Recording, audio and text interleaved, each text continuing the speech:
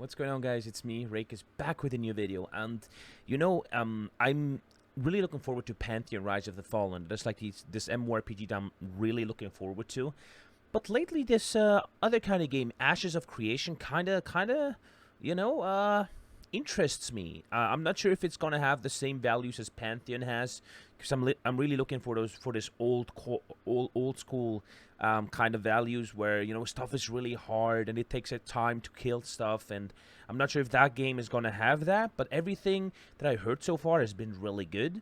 Apparently, this one got recommended to me when I reacted to some other Ashes of Creation stuff, and I want to check it out. It's a video from TheLazyPeon.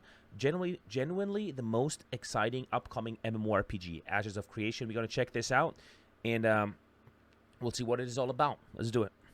With the recent news of Amazon's New World being delayed until 2021 and many hungry MMO fans being disappointed by this news, I decided that today I want to talk about the upcoming MMORPG that I personally believe to be the most promising, Ashes of Creation. Before we jump into it though, this video has no sponsor and took me a crazy amount of time to make, both with research, fact-checking and editing. So if you'd like to support my work for free, this game has an affiliate program that everyone who makes an account has access to. My link to this can be found in the description below. I don't have an account yet. All sign-ups to Ashes of Creation before September receive a small in-game statue for your house to commemorate our struggles through COVID-19. So for those of you that have never heard of the game before, what is Ashes of Creation?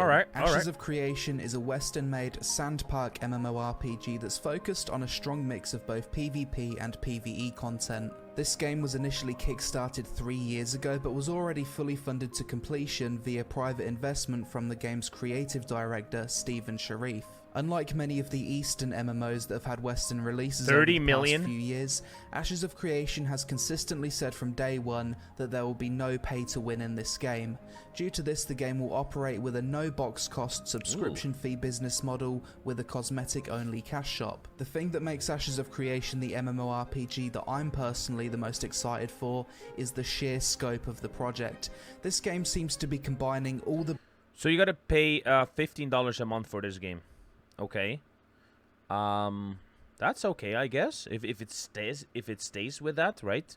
If there's no like I assume that means there's no box price, there's no like other stuff to where you need your money. So that's pretty fair. Best aspects from all the top MMOs over the past 10 years and combining it into one game, with all of that being tied together by the game's most unique feature, its node system. Throughout the world in Ashes of Creation, there's points of interest on the map called nodes. These nodes are basically areas that can progress to different stages of civilizational development as players kill monsters, quest, gather, and adventure within that node's area of influence. Starting out day one when the game first launches, the world will be pretty empty. But let's say you and a group of friends all decide to kill mobs and gather in a certain area. Over time you'll be contributing XP to that area's node, and an expedition will appear with quests. As more players are drawn to that area, it will level up into an encampment with more quests. That is so cool. I'm just wondering like how long that takes, right? Is it going to be like a fast process to have like it going from the first stuff, for example, just from some tents to like something bigger? Or how long is that going to take, from like, I guess it depends how fast people farm stuff, but like generally, right? I hope that's not a fast process. That would kind of suck. So I hope it takes a while. More NPCs and more opportunity. Ooh, After that, the node levels up into a village, town, city, and finally a giant sprawling metropolis with more opportunity, world events and quests appearing at each stage of development. Oh my god. Now that's a very simplified explanation of the Ashes of Creation node system, but on top of that there's also a lot of variables within this system. That's huge. For example, at launch there will be 103 different possible node locations. Yo, look at the map, man. Wait, what? Okay, this is huge. So we can't see where nodes are, and I wonder if they're like, I guess they always have their place where they spawn, right? It's not going to be like randomly, depending on each server. Man, imagine so you could look for your node where you would like to have one, right? If you're like, oh, You know, I know the map. Let's go down here and close to the forest and build our nodes down here. I want to be part of that. Or you talk to friends of yours and you guys already know, hey, once the game launches, we go right over there and we start there, right? In the corner or something. That is super cool. Maybe you just start where you get in. I don't know, but that's super cool. The map looks nice. I like that. I wonder if you can do like a node up here in this winter snowy kind of area down here. And the location of that node dictates the quests and world events triggered upon development. At this point you're probably thinking, well, what happens when every node reaches its final stage? Wouldn't that become boring? Well, due to how the system's designed, this isn't possible. In leveling up, I just got, god dang it, man, the possibilities of this game. Like, oh my god, just when I saw the screen back here, like, imagine, like, there's a whole map and everyone is building on their nodes. All kinds of different people. One node gets attacked by a dragon. The other node is kind of lucky and nothing really attacks them. And you start building those communities. And one day, maybe you're fighting the other node and stuff like this. Like, oh my god. You may be planning a raid. We're going to raid those guys over there, you know, on Wednesday. And others don't know about it. Like, oh my god, dude. There's so much stuff you could do. How the system's designed, this isn't possible. In leveling up one node, you lock out the possibility for adjacent nodes to grow to the same size. To change this and de-level a node so that adjacent nodes can progress, players will need to participate in a PvP node siege to destroy a city, for example, so the town node near to it has room to grow and different content can then be unlocked. The way this system is designed intends for long-term player-driven replayability, where each server will have a different history of development and unlocked content. No two servers will be the same, an MMORPG with a true ever-changing world. When it comes to node aesthetics, there will also be a lot of diversity here too, as the node will take on the architectural appearance of the race that contributed the most XP to its development. So let's say— Yo! Like, sorry for pausing the video all the time, but like, oh my god. Dude, that means you could do like a fucking— this is gonna be a racist game. Oh my god.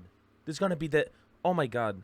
Like, this is the most racist game I've ever seen in my life. You could be like, dude, we're only doing an elf race, you know? Like, an elfin node, dude. Everyone is not an elf. Get out of here, you know? Or stuff like this. Like, what the fuck? Because he just said, like, the race that contributes the most to the node, that's how the city's going to look like. So if you're a dwarf, maybe you don't want a city to look like an elfin city if you're a dwarf, right? So you might go and look for dwarves, and at the end it's going to be like this racist battle, like elves versus dwarves and shit. Oh my god, this is insane! Say a guild of orcs went to an area and contributed the most XP to a node, building it up to a town. You've then got a town with an orcish aesthetic. Maybe a guild of dwarves wanted to explore a node in the mountains. They could eventually have their own dwarven city in the mountains. The aesthetic of the node changes at every level of development based on the race that contributes the most XP to the node. On top of all this, each node in the world will be assigned one of 4 possible node types, with each having unique benefits. You've got divine, economic, militaristic, and scientific node types. Advancing a scientific node over an economic node, for example, will give different building options for players to manage in the node, such as libraries, colleges, and artisan buildings, whereas if they leveled up an economic node, they could build markets, stock exchanges, and trade-focused buildings. Each node, upon hitting the village stage of development, will have a 1-week cooldown before node elections begin. In this, players can try to become the mayor of the node. As a mayor, you get to allocate resources, set the tax rate, and initiate quests to advance the node, as well as choose building projects contained within that node. The way the mayoral election system is designed is different for each node type. For scientific nodes, it's a popularity contest where you vote another player in. Streamers. For economic nodes, it goes to the highest bidder. For divine nodes, the player with the most node-related service quests completed will become the mayor, and militaristic node mayors will be decided via a last-man-standing Battle Royale type minigame where players interface through a champion rather than their own character. Obviously, bad mayors will be a thing that exists in this game, so every month the election process will happen again so that other players have the chance to challenge for mayor. Other than its node system, Ashes of Creation is also aiming to have a diverse range of content to appeal to pretty much every type of MMORPG player. Let's start with some of the PvP content that will be present in this game. PvP. I like PvP.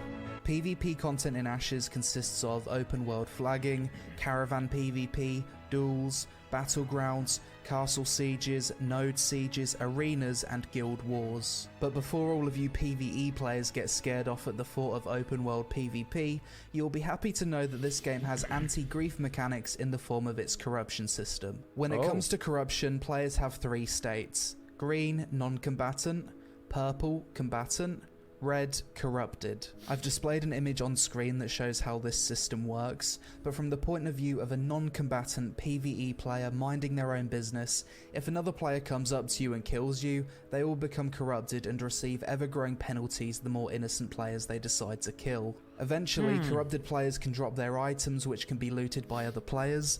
They'll also lose... I'm not sure how much I like that. I understand that it's like to protect people who don't want a PvP, right? So that makes sense in that regard. But at the same time, what if a player identifies as a PK? He wants to be a player killer, right? That's why he plays the game. He wants to be a badass who just kills everyone. That should kind of be the... I mean, that should kind of be possible to do, right? Because what if you like playing the game that way? I guess you could do sieges and stuff and, like, the other things that they mentioned, but, like... Not sure how much I like that, because, yeah, you need to protect the PvE players if they don't want a PvP, but at the same time, you need to give people the freedom to, like, do PvP if they want to, right? It's a bit... Yeah, it's hard to draw the line there somewhere. More experience upon death, and also feel dampening in PvP so they become weaker. Corruption gained is also greater based on the level disparity, so a high level randomly killing a new low level player if you're level 60, I don't know what the max level is, if you're level 60 you kill a level 20 guy, like, okay, yeah, you should get, like, all forms of corruption. But, like, I'm talking about the high end stuff. If there's, like, a guy running around in the woods farming stuff and I'm like a PK and I want to kill that guy, I should be able to do that, right? And I guess I can, but, like, you can't do it too much. Like, it's... I don't know, man. It's that's definitely a topic to talk about. Isn't worth it. Additionally, the game will have a bounty system where players with high corruption score will appear on the map for bounty hunters to track down and kill for rewards. And NPC guards will also attack corrupted players on site, limiting their access to services within nodes. Oh man. The caravan PvP system in Ashes is designed to bring risk versus reward gameplay.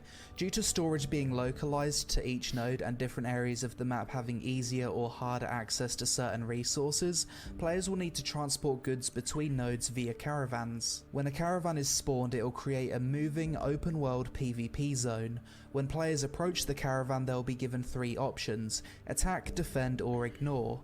Caravans can transport goods from more than one player at a time, and I can imagine this system alone will bring about the existence of mercenary guilds who attack caravans or defend them when paid by other players. Oh my god. Just the possibilities.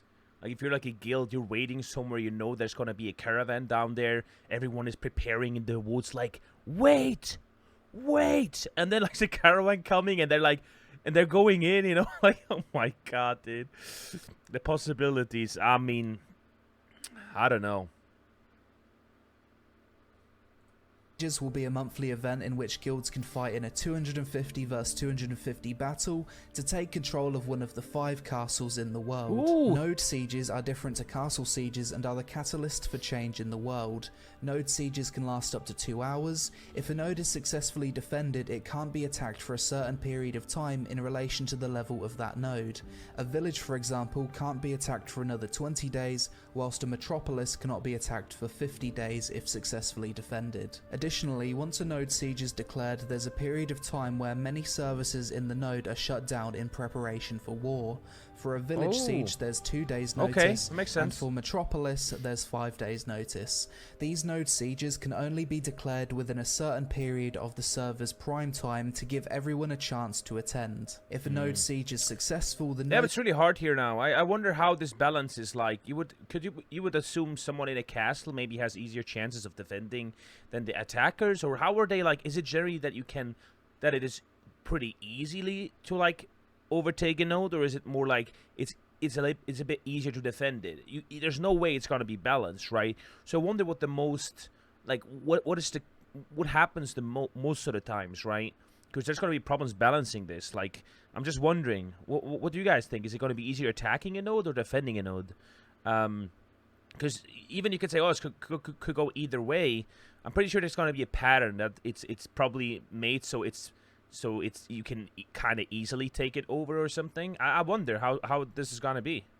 It is reset to 0, and players with resources stored in that node will lose some of those resources, and real space player housing will also be destroyed. Guild Wars are another separate PvP system in Ashes of Creation, which basically allows guilds to declare war on each other and receive certain objectives to meet a victory condition.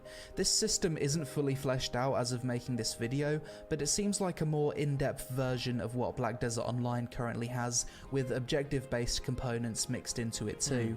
Guilds can be at war against multiple other guilds at the same time, and Guild Wars operate outside of the game's corruption PvP flagging system. Oh my god. I think duels, battlegrounds and arenas are fairly self-explanatory features that Ashes of Creation will have that we all like to see in MMOs, but overall when it comes to the PvP content this game will have, it sounds like everything I've ever wanted in an MMO, from the risk versus reward of the caravan system, to node sieges being the catalyst for change in the world, to the prestige of your guild owning one of the 5 castles on the server. It seems like this game has PvP content for everyone from casual to hardcore and everything in between. That's nice.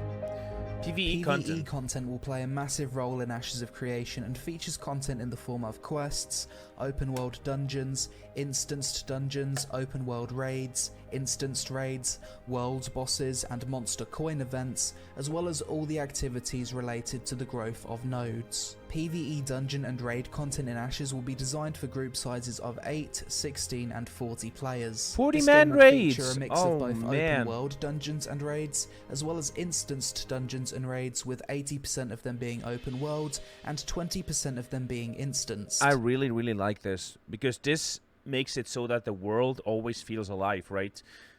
Only being 20% being instant and the rest is outside in the world. That's so good, because if everything would just be dungeons, then the world will kind of be empty and stuff, right? So that's really cool. I like that. Even though it's going to be hard, because what if you as a guild want to take on a boss and there's like this other guild that you have like, that you're in war with, right, wants to take that boss too. It's going to get into a PvP battle, even for people who only want to do PvE. So, I don't know, PvE players have to kind of man up here and do some PvP too. I think that's the feeling I'm getting now.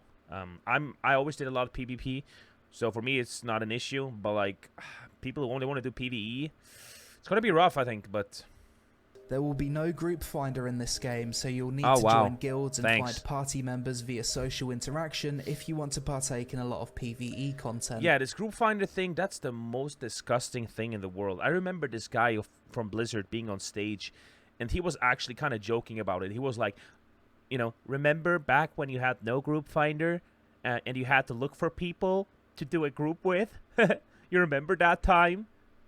Like, yeah, I do, and it was better. Like, he actually thought group finder was a good thing for an MMORPG, where you're supposed to form a group and go there with your group. On the way there might be enemies, there might be stuff you encounter. It's going to build a story. Like, what is this guy working on his whole life on an MMORPG? I was so confused. This guy, man. This guy.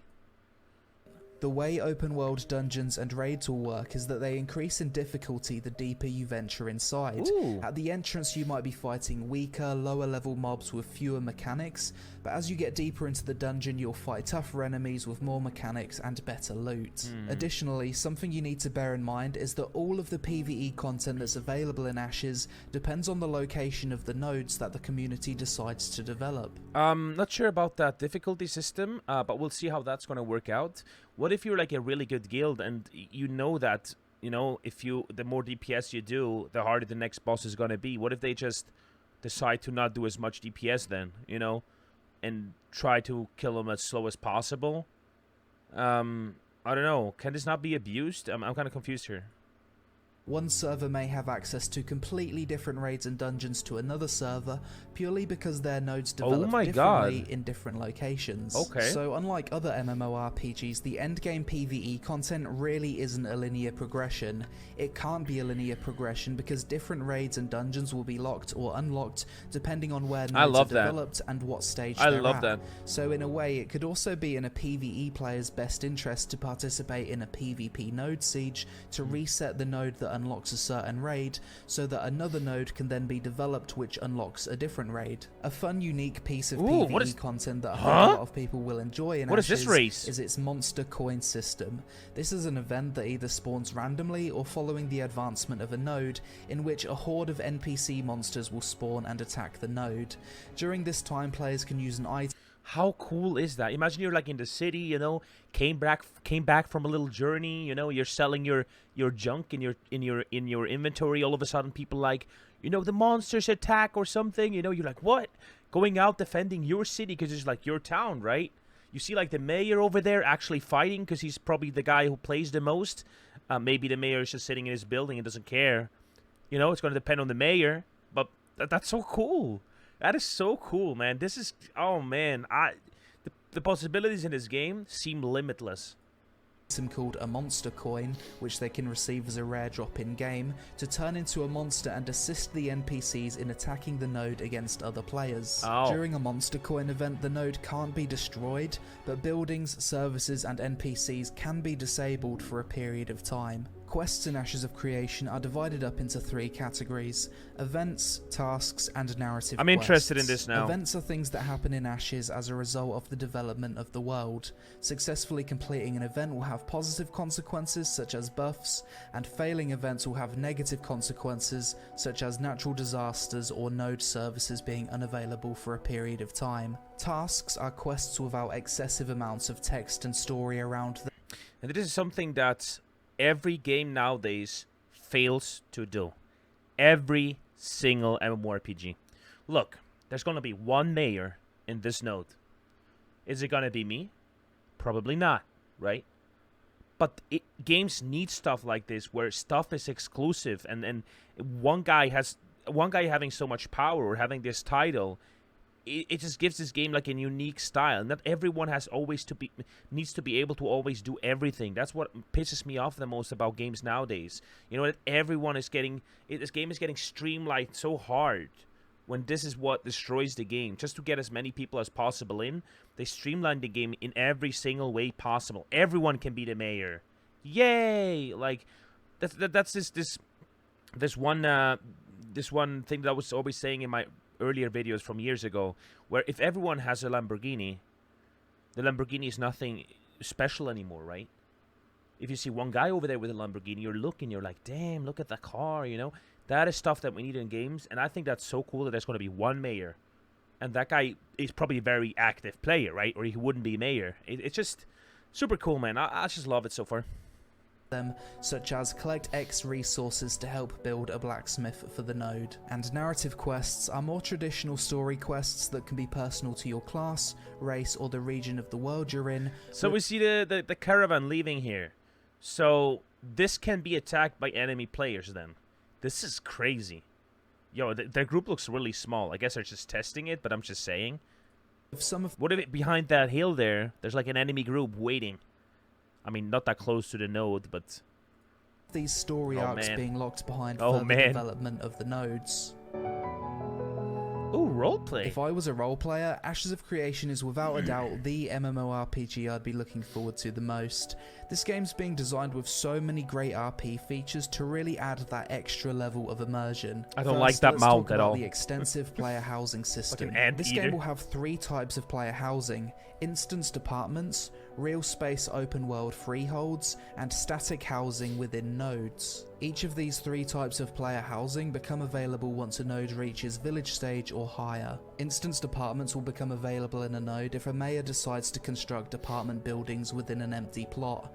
These will work similar to the housing system in BDO, where you approach an apartment door and you've got a list of options for whose apartment you want to visit. Static housing within nodes are real space player housing that players can buy that will be visible to everyone.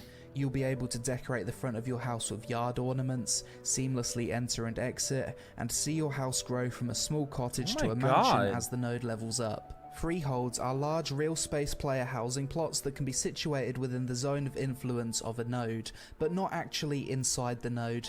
Think of static housing as buying a town. I mean, what does that mean? Do we see, like, is there even going to be open space anymore? Like, there's going to be a building everywhere, or what? Like, house that grows in size over time with the node, but freeholds as owning a set size plot of land in the countryside. Freeholds are roughly half an acre in size, and due to limited space in the world, players can only own one of these per account, whereas apartments and in-node housing are limited to one per server. There's many buildings you'll be able to place on your freehold, such as a blacksmith, stables, and other stuff related to crafting, role-playing, and other life skill-related content players might want to partake in. Each of these three forms of player housing will allow players to decorate them with furniture, some of which is functional, others just cosmetic, and when a node's destroyed, players will lose their housing. However, a template will be mailed to them so they can quickly load the layout of their housing hassle-free when they eventually find a new home.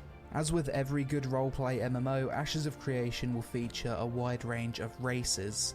Currently the game is planning on 9 playable races for launch, each of which have different cultures, which will be reflected in the appearance of nodes that they contribute to the most. You've got 2 different variations of humans, dwarves, elves, orcs, and a race called the Tulnar, which live underground. Different races will have different racial abilities, and each race will have different base stats. However, there will be no gender lock for any of the races, and every race can play as every class. That's nice. Other nice RP features the game will have include an extensive emote system with interactable furniture, the ability to lean against scenery, sit on benches, and dance with other players. You'll be able to play parlor games with other players inside of taverns, some being dice games, others involving cards. You'll be able to join different types of social organizations in the game, such as the Scholars Academy, Thieves Guild, or Traders Company, and there will also be a marriage mechanic in the game that may unlock special quests. Why is there a bear in my house? With player housing. Overall, from a roleplay perspective, it seems as though there's going to be more than enough choices and customization in Ashes of Creation that each player's journey in this game will be completely unique. Look at those otters. And it will also have all the immersive social elements that can help bring people together in an MMO.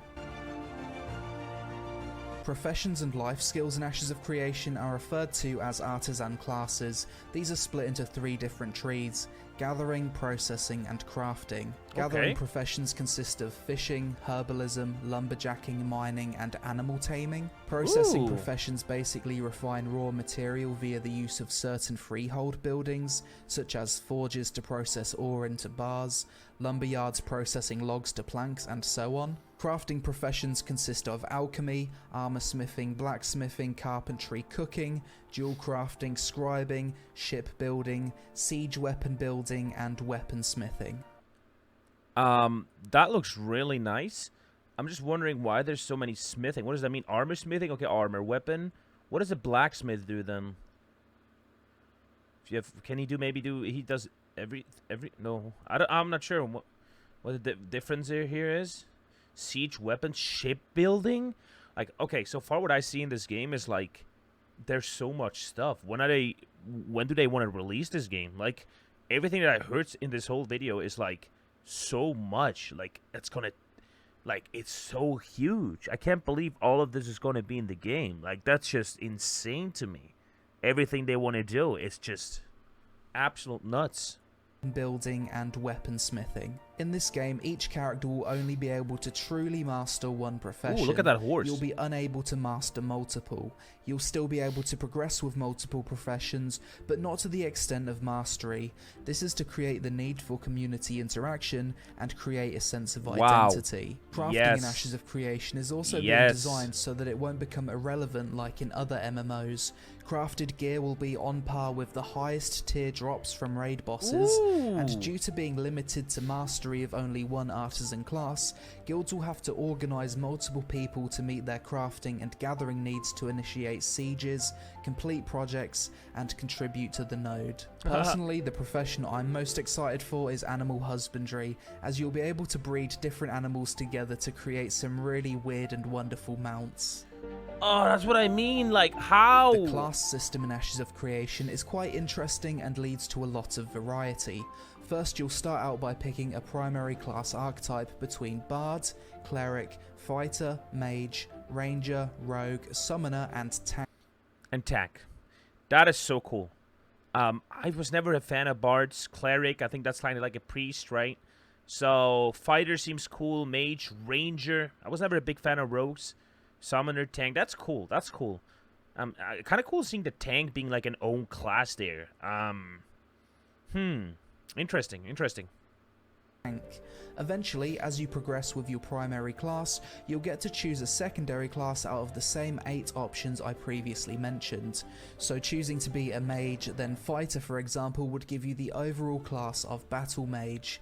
With this system, there's a possibility of 64 different class combinations which are just... Oh my god. Just give me a second, I need to process this. So, I can't wait for all those people crying about balance in this game. Oh, it's gonna be glorious. Oh, I can't wait. I just hope that this game does not care about those people crying. I really do hope they do not give 2 flying fucks about people crying. Because balancing an MMORPG is not supposed to be balanced. You cannot have class identity and at the you cannot have a really deep class identity while at the same time try to be everyone else and kind of balance the game. So I really hope that no matter what happens, they keep the classes that way. That if I want to be something more unique, that maybe isn't the strongest DPS, like for example, a Falconer, right? Just by the name, I feel like not many people are going to be this. A Ranger and Summoner, right? That it still is kind of something unique and cool, right? Balancing, yeah, sure, if a mage maybe fights a fighter, maybe the mage is like an advantage there because he's a mage. So what? That's what it is. This game should not be balanced around 1v1. Stop. Stop. Okay? Stop. No. No. If there's going to be arena, then they need to make it so that it's isolated from the open world stuff and balance it in there somehow. But please, don't balance this. Make those classes as good as they are. Give them class identity. But man, I can't wait for the people crying. I'm already getting kind of wet around my mouth here. So it's going to be glorious. It's going to be glorious. I love this. Don't change. Please. Don't change. Okay? And this looks so cool. Let me know in the comments down below what you guys would do. Man, the possibilities. So I would probably do a fighter over here because I played warrior for 10 years in WoW and that has nothing to do with this game. But you know, it means that I like going in with a two-hander or something, charging in, you know, taking those people apart. But also the ranger looks really cool to me. So I would be maybe a fighter, and then I would maybe pick, interesting. Maybe a cleric? Because if you do fighter and cleric, what is it, a warrior that can heal himself? High sword? Oh my god. Give me a second. I need to process those cool-ass names. Why is every name in here so cool? Spell Hunter, Spell Sword, Weapon Master, Battle Mage, Shadow Lord, Assassin, Night Spell. I wanted to say this, but I can't pronounce it. Predator, Predator, Duelist, Wild Blades. Like, I just came a little bit in my pennies, but it's okay. God dang it, this looks good. Oh my god. Oh my god. Like, you know, I'm a guy that always only played one class because I'm like a guy who only plays his main. But seeing so much stuff here. Okay. Blade on screen now. Ashes of Creation will be designed around the Trinity system of tank, healer, and DPS. Okay, that's good. You will not be able to change your class's primary role, however with some effort you will be able to change your secondary role. Oh, you can Weapons and armor will not be class locked, but some classes will obviously be more efficient with certain types of armor and weapons. And when it comes to the game's combat system, it will use a tab target action combat hybrid system. The way this system will work is that each class will have 2 categories of skills: tab target skills and action combat style skills. Players can choose to have up to 75% of either tab targeting abilities or 75% action combat abilities, but not 100% either way. Personally, the way I'd imagine this system will play out will be something close to Guild Wars 2 or Arcade. However, the action combat side of this combat system is still in development as of making this video, so it's hard to say how the complete system will actually feel. Because I don't mind tab targeting because I did this in WoW for over 10 years. So I don't really mind that. But yeah, seeing some mix there and maybe some stuff that is a bit different, that's cool. That's cool. When starting out in Ashes of Creation, you'll first make your character, choose your primary God. class, then you'll be given the choice to spawn at one of 4 divine gateways in the world. Oh. Each race does have their own starter zone and starter quests, but they won't be super mandatory to do. So wait, you can either spawn up here left, bottom left, top right, bottom right. So I would probably spawn bottom left. I think that area looks the coolest with like forests and stuff. Like, what does that mean? The nodes are still going to be everywhere else, right? It's not like there's not just 4 nodes. So you could just then venture out and like I'm just wondering how that works, man. It just seems so interesting. More of a recommendation. There's nothing stopping you as an elf spawning in the dwarven starting area to level with your friend. The world size in Ashes is planned to be truly massive, approximately 480 square kilometers in size, including both water and land content, as well as a diverse range of biomes. Because there's nothing more annoying than if you want to start this game with a friend, and most of the times those kind of games you play with other people, right? I guess there's going to be solo players, but a lot of time you have like one other friend maybe or some more, and you want to start the game, and one guy's like, oh, I want to do an elf, and the other guy's like, oh, I like dwarves, and then you're like, ah, shit. So we're going to level to like level 10 without seeing each other, and then you both opt for doing an elf or both opt for doing a dwarf, and here you can start wherever you want to. So you can start at the same place, being a different race. That is cool. That is good.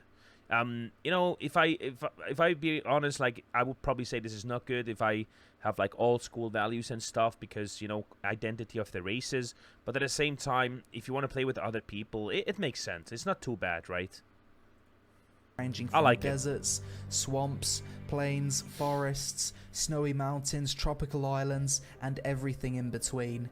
This game will be fully open world and also features underground zones known as the Underrealm. Ashes of Creation will feature an in-game viewable world map, however starting out much of it will be covered in a fog of war until areas have been explored and uncovered. Yeah, that makes sense. Additionally, there will be some zones in the world that will experience all 4 seasons, which will bring about their own events, buffs, debuffs, and farming challenges. Seasons will rotate once each week, with a full 4-season rotation passing by every 4 weeks. When it comes to the leveling, the max level will be 50, and it will take roughly 45 days of playing 4 to 6 hours per day for the average player to level from 1 to 50. Oh my so god. Definitely more on the hardcore side of things in that regard. I like that. Unlike a lot of modern MMOs, flying mounts will be extremely rare in Ashes of Creation. I hope so. That's achievable only for guild leaders that own one of the game's 5 castles, the mayor of Metropolis nodes, and through legendary limited time dragon eggs that players might obtain from a world boss. Oh my god. It's unlikely there will ever be more than 10 players per server with temporary access to flying, and when kind of worried here that that's not going to be the case. I have the feeling that people are going to cry about it, like only those guys have flying mounts and they have to kind of send out more flying mounts. I hope that's not the case, because the problem is you don't want to have too many flying mounts in the game, not too many people flying around, right? And I hope they stick to that, because once you do a change like that, it's really hard to go back on it, right? So let's hope they know what they're doing there. You consider that each server will have a population of between 8 to 10,000 players, seeing them will be really epic. It's also worth mentioning that fast travel will be extremely limited in this game, as the developers want distance to matter. The only form of fast travel that will be possible is if a scientific node reaches the Metropolis stage.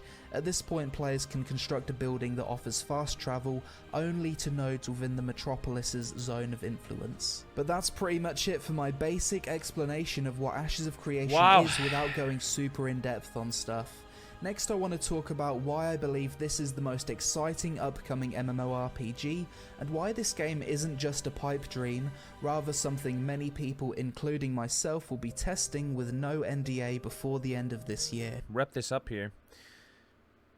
Like, the only thing I'm worried about, because I'm sometimes a bit more pessimistic than optimistic, right, is the fact that all that stuff that they mentioned is just insane. It's like just so much that they want to do. Like, all the professions, like all the things they mentioned. They talked about shipbuilding just like as if it's like a little side note thing.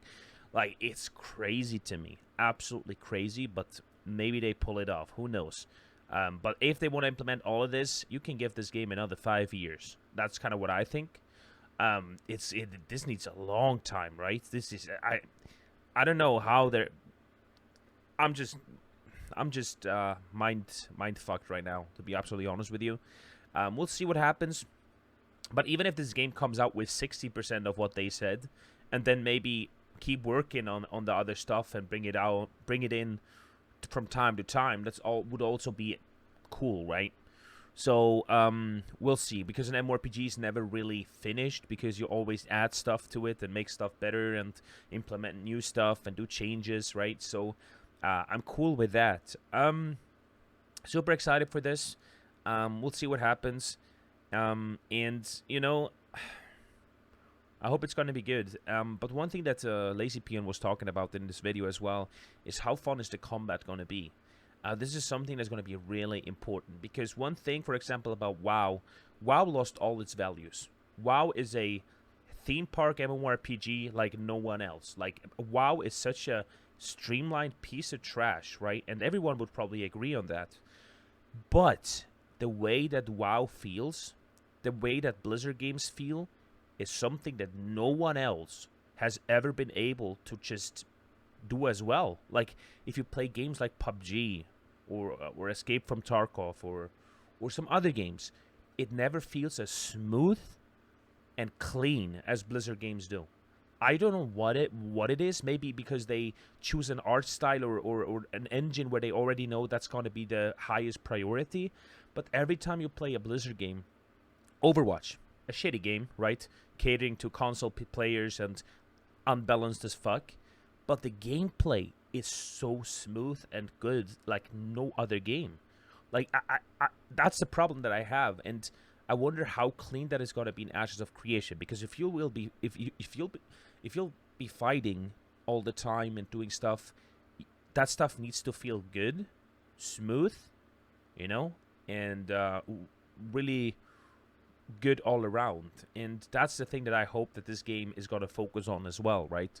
I personally don't really care if buildings look a bit outdated or something, right? I have no issue with that. But if the gameplay, the fighting, the stuff that you always do with your character needs to feel good, I hope we all agree on that. And that's going to be one of the most important points to me, because everything else in this game, even exclusivity, is something that an MMORPG needs.